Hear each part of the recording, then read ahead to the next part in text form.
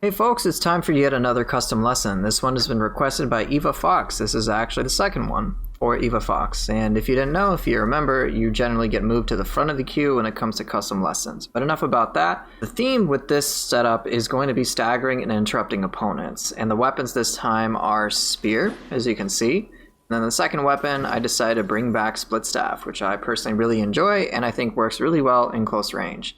The Guardian Spirit of choice was Hyobishin, and then the secondary was going to be Masaru, and I definitely went with the monkey. And then the cores are Gyuki, Waira, and then I can do whatever I want. Now, for the boss, I actually did not fight Shuten Doji.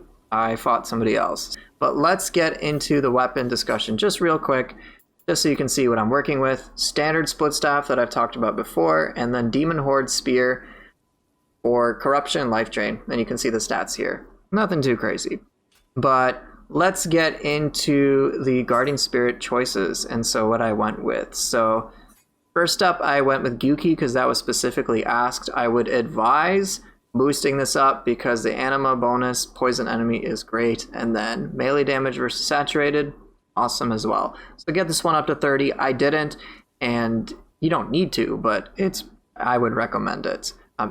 Because I have Gyuki, I figured, hey, melee damage versus saturate, I want to have access to water at all times, so I got Maelstrom Oni-bi. Feel free to boost this up to the rank that you desire. I didn't really need to. The anima bonus elemental attack can be nice. These things aren't really that necessary, but it's just coincidental that I have them. But yeah, go for it. But I really just picked it because I wanted a quick cancel core that was water-based. I was thinking between this and Bakugani, but I decided to go with Oni-bi so I could make sure I have this property on my weapons. And I'll showcase some cool things soon enough. But yeah, and last but not least, on this Guardian Spirit was Waira, specifically requested, so I went with that. I wasn't too attached to these stats, even though they're pretty nice. I just picked one that happened to have enemy poisoned, which works kind of well with Gyuki, which works on a poison enemy. So basically I get some anima back whenever I poison them, and if I'm attacking a poison enemy, which is pretty cool. Now let's get into the secondary Guardian Spirit. Masaru was not really specifically requested, but I figured, hey, there was a mention of it, why not? So with Masaru, I wasn't really going for anything too crazy synergistically when it comes to the special effects. I was just looking for stagger, interrupt. And Lady Osakabe is absolutely amazing for that. That's why I picked her. Feel free to boost it up. I didn't. You don't really need to. The anima charge and the Dark Realm is great. Damage taken is always nice, but I wasn't specifically attached to them. But yeah, super stagger core. And then interrupting, staggering stuff, I figured, hey, Dweller. Let's bring back Dweller once again because that's pretty much what it does. It just hits the targets, keep them in place, which can be very valuable in all sorts of situations. You don't really need to boost this one up unless you're attached to specific stats. I think the anima bonus on grapple goes up to maybe like 1.5 or something, so it's not like that big of a difference. Last but not least, we have Nurikabe.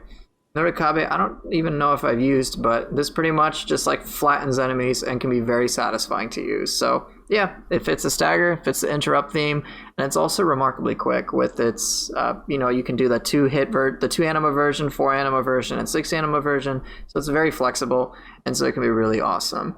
And yeah, enough about that. Let's just showcase some cool yokai shift potential. While this is happening, I will bring back my controller because that's always something I seem to forget. And I'll just show you some cool combos that I personally find to be very visually dazzling. This setup overall is a little on the strange side in terms of how yokai shift works.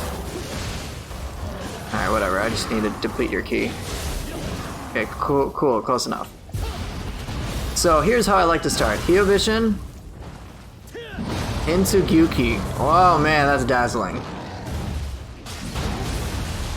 It's pretty cool. So let me just showcase it once again. Just like a fiery chomp. It just looks so cool to me. I love how it looks. You can always use Waira to get out of sticky situations. One word with Waira, which I'm pretty sure I'll mention in a guide, is just simply that throw it out earlier. Because you gotta wait until you're like fully in this animation before you can just not take any damage. But yeah, it's just a word of caution.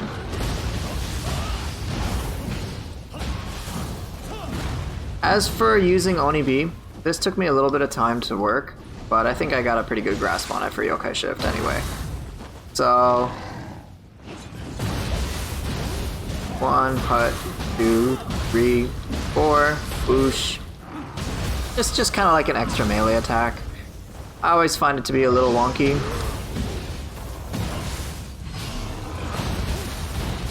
But yeah, there you have it. So, things you can do. You can always charge up into Gyuki.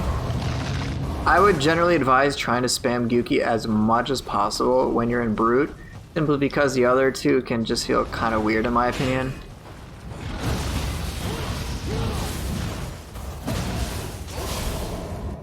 But you still got some pretty interesting choices. Heck, let me show you one last thing with Brute before I move on to Feral. Didn't work as well, so let me bring the guy back up again. That can be surprisingly effective. And of course what's nice is having fire and poison on a target. We'll just watch him die. Yep. So, provided a target is weak to both, or is at least not resistant, it can be pretty rad to have those sync up. So don't underestimate damage over time. But let's just showcase Feral play. Feral play is, again, a little strange, but definitely a lot of fun. So, I think I can just use Nurikabe to deplete ki. Yeah, Nurikabe of course does the trick. Let's go into Feral. Have an annoying monkey and Osakabe at the same time, what's not to love? Dweller into a bunch of attacks can feel really good. And if you're comfortable, then that's when I would recommend going for Nurikabe. So, let's be annoying.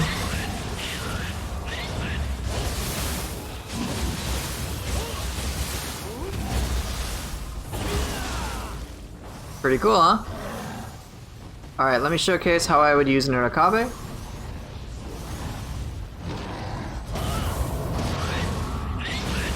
That's pretty crazy. I would generally advise using Nurikabe towards the end of somebody's key bar, or when their key is pretty low, because of course you can get hit during the Nurikabe animation, which can kind of feel bad, especially in Yokai Shift. But let's just showcase some cool combos that you can do so that you can really mess with your opponents. And I'll just showcase some fun stuff like this. Pretty cool. I'm gonna leave. I'm gonna come back. But yeah, make sure you plan your Wairas. That's what I would recommend. Bracing Breeze isn't the safest after, because there's some free time targets have. So Bracing Breeze into Gyuki I wouldn't necessarily recommend. But after that, feel free to go for it.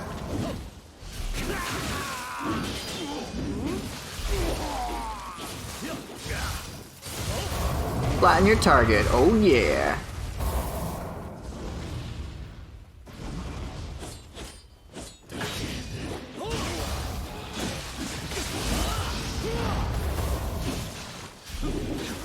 Throwing in the stuff all together.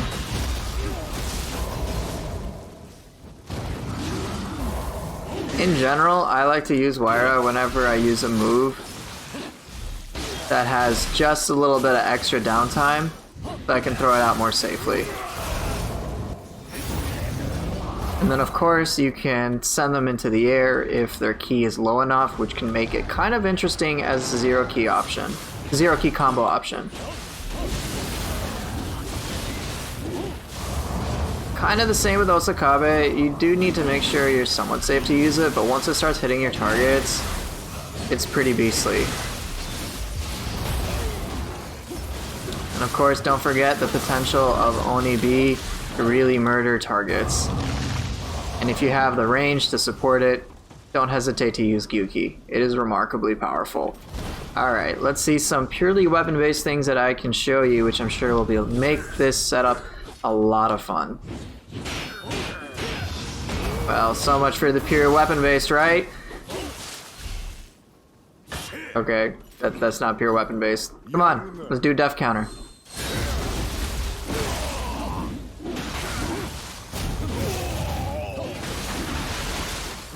Doing a lot of the Splitstaff evasion attacks can make a good segue into doing weapon swap based plays. That's what I like to do. So here, check this out. Pretty fast, huh?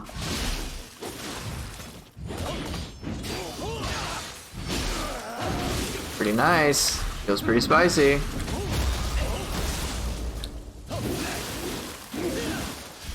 And then of course if you add in Oni-bi as a quick cancel option, it's a lot of pressure. Straight up a ton. Okay, some other things that you can do. Ah, took a bit of damage, but that's okay. Oh, I thought I was still in Brute. My bad, let me try that again.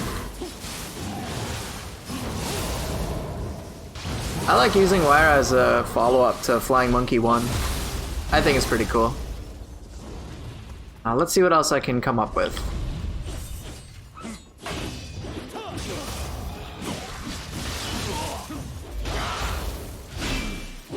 Flash attack and Brute can be pretty merciless, especially if you use a yokai ability right after.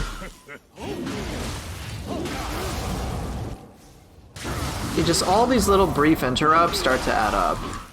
And that's what kind of helps. And that's why I really like this theme. You've got some pretty crazy interrupt stagger options, if you know what you're doing. Nice, I missed. I clearly don't know what I'm doing. And it can be really devastating if you can pull it off.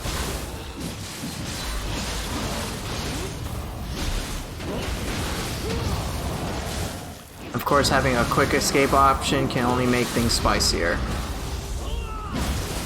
So definitely mess with that. And of course, witness the glory of Hyobishin Gyuki. I honestly think it's probably one of the coolest synergistic effects I've ever seen on a target. It's just so cool. And then of course, if you want to troll enemies, using Masaru with Osakabe is extra annoying. You know what's more annoying than a monkey being on you? Getting staggered while it's happening.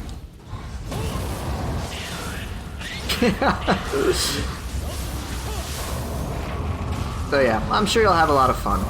Let me see if I can think of one last cool weapon-based combo that I think will really, really elevate this to a whole other level.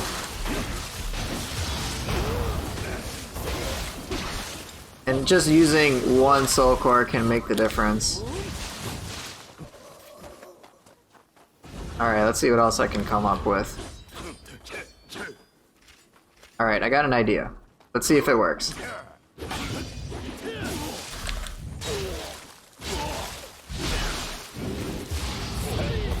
Oh, I missed. And not a big deal though, right?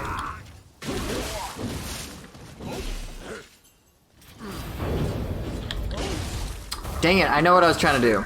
Alright, I figured it out. Give me a second.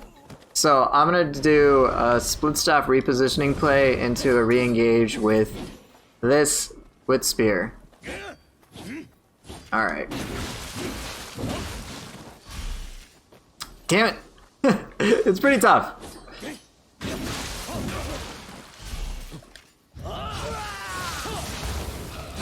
If they're low on ki, it can be pretty devastating.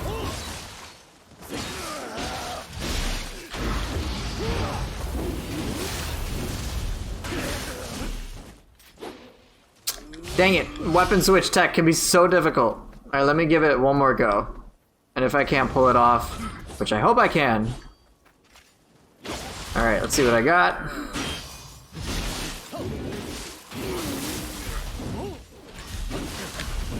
This is pretty devastating. And all on its own.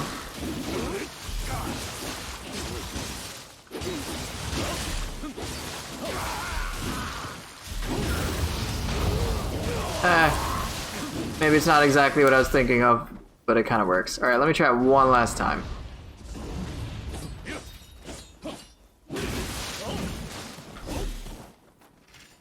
Dang it.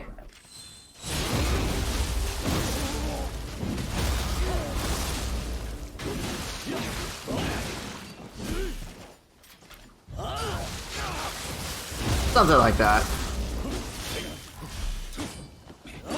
Oh yeah, I'm just gonna leave combat, by the way. Oh, that's cool, man. You try. You try and you die. In any case, hopefully that was an interesting showcase enough, and in advance I want to apologize, Evafox. I know I'm not fighting Shuten Doji, but hopefully the enemy that I fight in its place will more than make up for it. So thank you guys for watching for now. I will see you guys soon enough. It's time to put this to the test, and the Scroll of the Dam I picked involves a purple Tsuchigumo. There is a considerable amount of overlap between the two enemies, at least when it comes to using Waira, so I thought this would be appropriate to do so. And as I mentioned, can't really fight the version of Shuten Doji that I like without it seeming just not as ideal. But in any case, we've got a lot of annoying enemies to work with, which includes these spiders, who can slow you down, which sucks. And when you're dealing with a hellish hag who's very aggressive, being slowed down is absolutely terrible, so I gotta kill these spiders right away using whatever tools that I can. So, spider dead? Yes, spider dead. Now, one general tip for hellish hag is to preemptively try to break her teeth. Usually it'll sync up pretty well, so that crazy aggressive attack that she has basically doesn't pose any threat, and you do a lot of key damage. Here you can see some crazy confusion pressure plays, and then just to be a pleb, I decided to use Gyuki because I got bigger teeth than her teeth. Haha.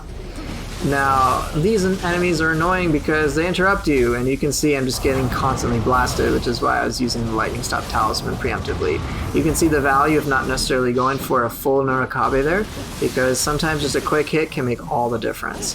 Yasha, on the other hand, is fairly weird because she has these moments where she's crazy aggressive with these long animations, and other times she just kind of sits and waits there. So I'm taking advantage of what I perceive to be that passiveness by setting up some long animation attacks like Roar Power. Earlier you saw Twisting Spear, and I even threw out Osakabe because I could. I was trying to see if Yasha was going to do a burst attack. She didn't for whatever reason. So I was like, okay, I guess I'll just keep setting things up if you're just going to let me do the things. And fortunately, she's just about taken care of. I was trying to showcase Waira to like avoid some of her attacks, but it just straight up killed her. But now the main enemy is Tsuchigumo, and you're going to see the value of Waira quite a bit. If you were, say, fighting Shuten Doji, it would probably be a little easier irrespective of which form we fought, but I figured Tsuchigumo would still be appropriate. This enemy is very challenging because if it gets the momentum on you, you're pretty much you're just going to get screwed over.